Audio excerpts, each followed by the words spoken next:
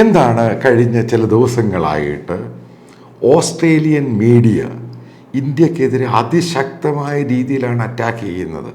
അവിടുത്തെ പ്രധാനപ്പെട്ട ന്യൂസ് പേപ്പറാണ്. അതായത് ഇന്ന് രാവിലെ ഞാൻ പത്രം വായിക്കും, ഇന്നലത്തെ പത്രം, അതിൻ്റെ പ്രധാനപ്പെട്ട ഹെഡ്ലൈൻ ഇന്ത്യക്കെതിരെയാണ്.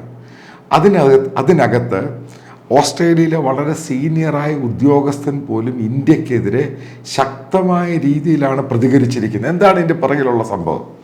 അവർ പറയുന്നത് ഓസ്ട്രേലിയയുടെ എയർപോർട്ട്, അതേപോലെ തന്നെ അവരുടെ സൈനികപരമായ പല സീക്രട്ടുകളും, ഇമിഗ്രേഷൻ ഡീറ്റെയിൽസ്, ഇതെല്ലാം ഇന്ത്യൻ ചാരന്മാർ ഇവിടുന്ന് കൊണ്ടുപോകാൻ ശ്രമിക്കുന്നു. അതിനായിട്ട് പല ആളുകളെയും, ഇന്ത്യക്കാരായ റോയിലെ പല ഉദ്യോഗസ്ഥന്മാരും ഓസ്ട്രേലിയയിൽ വളരെ ആക്റ്റീവാണ്. അതിൽ 2ഓളം പേരെ അറസ്റ്റ് ചെയ്തു, അവരെ ഡീപ്പോർട്ട് ചെയ്തു. ഇതാണ് അവർ പറയുന്നത്, അതിൻ്റെ മീഡിയ റിപ്പോർട്ട് എന്ന് പറയുന്നത്. അപ്പം ഇത് കഴിഞ്ഞ് 2 ദിവസം മുമ്പ് വാഷിങ്ടൺ പോസ്റ്റിൽ റിപ്പോർട്ട് ചെയ്തിട്ടുണ്ട്. ഇനി നോക്കൂ, അതിനുശേഷമാണ് ജർമ്മനിയിൽ ഇതേപോലെ സംഭവം ഉണ്ടായേക്കുന്നത്. ഇന്ത്യക്കാരായ 3ഓളം ഉദ്യോഗസ്ഥന്മാർ അവിടെ സ്വാധീനിച്ച് അവിടെ ഒരു സർദാറിനെ റിക്രൂട്ട് ചെയ്ത് അവിടെ പ്രശ്നങ്ങൾ ഉണ്ടാക്കാൻ ശ്രമിച്ചു. അതിൻ്റെ പേരിൽ അവരെയും അറസ്റ്റ് ചെയ്ത് ഡീപ്പോർട്ട് ചെയ്തു. സംഭവം വളരെ സീരിയസ് ആണ്. നമ്മൾ ഉദ്ദേശിക്കുന്ന പോലെയല്ല. ഓസ്ട്രേലിയയും ഇന്ത്യയും തമ്മിൽ ഒരു പ്രശ്നവും ഇല്ലാത്ത രാജ്യങ്ങളാണ്. ഇപ്പോൾ ഓസ്ട്രേലിയൻ പ്രധാനമന്ത്രി ഇന്ത്യയിൽ വന്നു കഴിയുമ്പോൾ, ആൽബനീസ് ഇന്ത്യയിൽ വന്നു കഴിയുമ്പോൾ നമ്മുടെ പ്രധാനമന്ത്രിയെ പറ്റി പറഞ്ഞത് അദ്ദേഹം ഗുരുസ്ഥാനത്ത് കാണുന്നയാളാണ് ഇന്ത്യൻ പ്രധാനമന്ത്രി നരേന്ദ്രമോദി. അതേപോലെ തന്നെ ഓസ്ട്രേലിയയിൽ ഡയസ്ഫോറ എന്ന് പറയുന്നത്, ഇന്ത്യൻ ഡയസ്ഫോറ വളരെ ശക്തമാണ്. ഇന്ത്യക്ക് ഓസ്ട്രേലിയയുടെ ഒരു സൈനിക രഹസ്യത്തിൻ്റെ ആവശ്യമില്ല. അപ്പോൾ എന്തിനാണ് ഇങ്ങനൊരു തിരക്കഥ ഉണ്ടാക്കി കൊണ്ടുവന്ന് ഈ സംഭവത്തിൻ്റെ പിറകിൽ എന്താണ്? ഇതാണ് ജിയോ പൊളിറ്റിക്സിൽ വരാനുള്ള ദിവസങ്ങളിൽ സംഭവം അല്പം സീരിയസ് ആകാൻ പോവുകയാണ്. ഇനി നമ്മൾ കുറച്ച് പുറകിലോട്ട് പോകാം. അതായത് നിങ്ങൾക്കറിയാവുന്ന വസ്തുതയാണ് 5 eyes, അതായത് 5 കണ്ണുകൾ എന്ന് പറഞ്ഞൊരു ഇൻ്റലിജൻസ് കോർപ്പറേഷൻ, ഒരു കൺസോർട്ടിയമുണ്ട്. ലോകത്തിലെ 5 രാജ്യങ്ങൾ ചേർന്ന്, അതായത് അമേരിക്ക, കാനഡ, ബ്രിട്ടൻ, അതേപോലെ ഓസ്ട്രേലിയ, ന്യൂസിലാൻഡ്. അപ്പം ഇതിനകത്ത് പൂർണ്ണമായിട്ടും ഡീപ്പായിട്ടുള്ള ഇൻ്റലിജൻസ് സിഗ്നൽസിൻ്റെ ഷെയറിങ്, മറ്റുള്ള ഇൻ്റലിജൻസ് ഇൻപുട്ടിൻ്റെ ഷെയറിങ്, ഇതൊക്കെയാണ് ഈ 5 രാജ്യങ്ങളുമായിട്ടുള്ള കൺസോർട്ടിയം എന്ന് പറയുന്നത്. ഇതിൽ ആദ്യം ഇന്ത്യക്കെതിരെ ആരോപണം ഉന്നയിച്ചത് കാനഡയാണ്.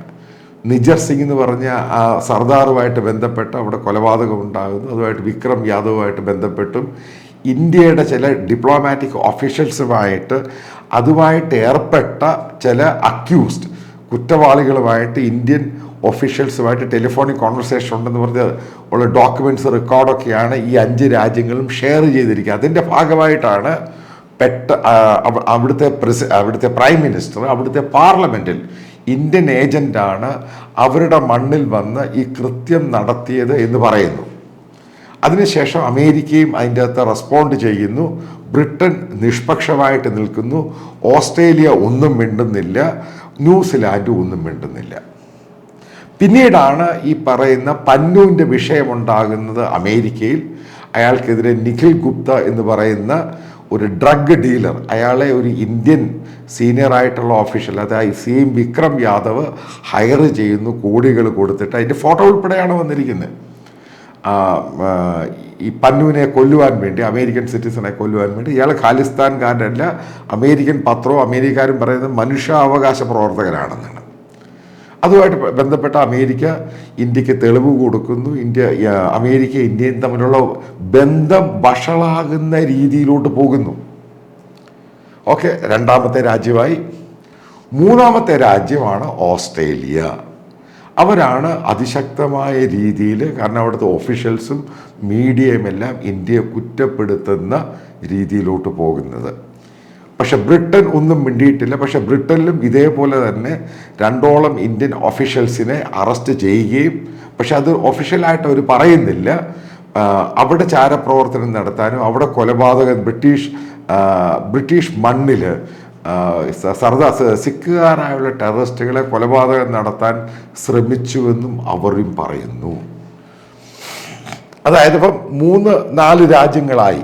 ഇനി ന്യൂസിലാൻഡും പിന്നെ ജർമ്മനിയും പറഞ്ഞു കഴിഞ്ഞു. അതായത് യൂറോപ്പും അമേരിക്കയും ഇത്രയും ശക്തമായ രീതിയിൽ ഇന്ത്യക്കെതിരെ അവിടുത്തെ മീഡിയയും അവിടുത്തെ ഒഫീഷ്യൽസും പറഞ്ഞ സ്ഥിതിക്ക് ഈ സംഭവം, അതായത് ഇപ്പോൾ ഉണ്ടായിക്കൊണ്ടിരിക്കുന്ന ഒരു India versus rest of world, അതായത് പ്രധാനപ്പെട്ട ലോകരാജ്യങ്ങൾ, അമേരിക്ക ആണെങ്കിലും കാനഡ ആണെങ്കിലും ബ്രിട്ടൻ ആണെങ്കിലും അതേപോലെ ഓസ്ട്രേലിയ, ന്യൂസിലാൻഡ്, ജർമ്മനി, ഇതൊരു ചെറിയ ഇഷ്യൂ അല്ല.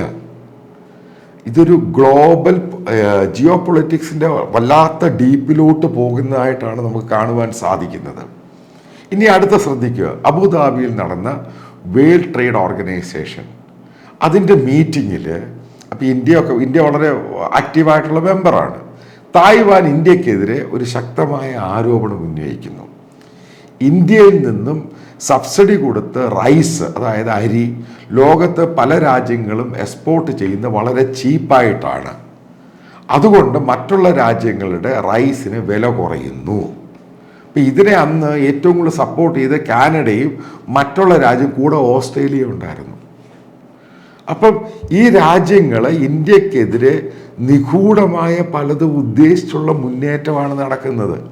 ഇതാണ് ഇന്ത്യ എന്ന് പറഞ്ഞ രാജ്യം മുന്നോട്ട് കുതിക്കുമ്പോൾ അതിൻ്റെ മനസ്സിലാക്കേണ്ടത്, നമ്മൾ വളരുമ്പോൾ മറ്റു പലരും നമ്മളെ അറ്റാക്ക് ചെയ്യാൻ ശ്രമിക്കുക. അതിൻ്റെ ഭാഗമായിട്ടാണ് ആലോചിച്ച് നോക്കണം, ഈ പന്നു എന്ന് പറഞ്ഞാലും നിജർ എന്ന് പറഞ്ഞാലും ഇവരൊന്നും എത്ര പേരെ കൊലപാതകം ചെയ്തിട്ട് കോൺസ്പിറസി ചെയ്ത് ഒളിച്ച് കടന്നവരാണെന്ന് ആലോചിച്ചോണം.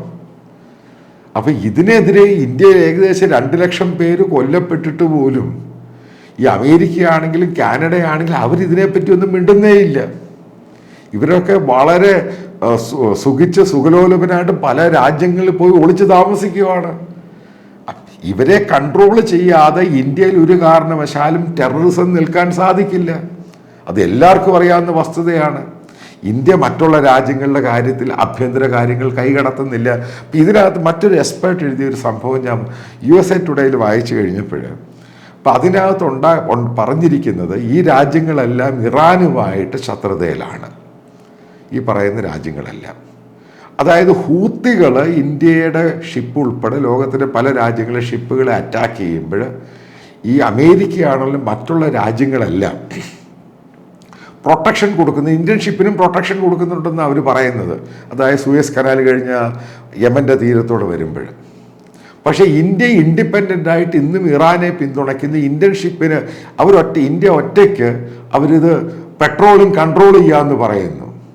അതിൽ ഇന്ത്യക്കാരെ സഹായിക്കുന്ന ഈ രാജ്യങ്ങളാണ്. എന്തുകൊണ്ട് ഇന്ത്യക്ക് ഇസ്രായേലിനെ തള്ളിപ്പറഞ്ഞുകൂടാ, അവരുടെ നിന്ന് ഓയിൽ വാങ്ങിക്കൂടാ, റഷ്യയുമായിട്ട് എന്തുകൊണ്ട് സഹകരണം വെക്കുന്നു, റഷ്യയുടെ ഓയിൽ ഇപ്പോഴും ഇന്ത്യ വാങ്ങുന്നു.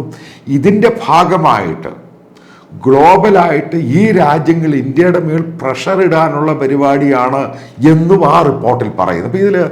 അപ്പം അത് ജിയോ പൊളിറ്റിക്സ് എന്ന് പറയുന്നത് നമ്മൾ ഇന്ന് നമ്മുടെ മുമ്പിൽ കാണുന്നതല്ല.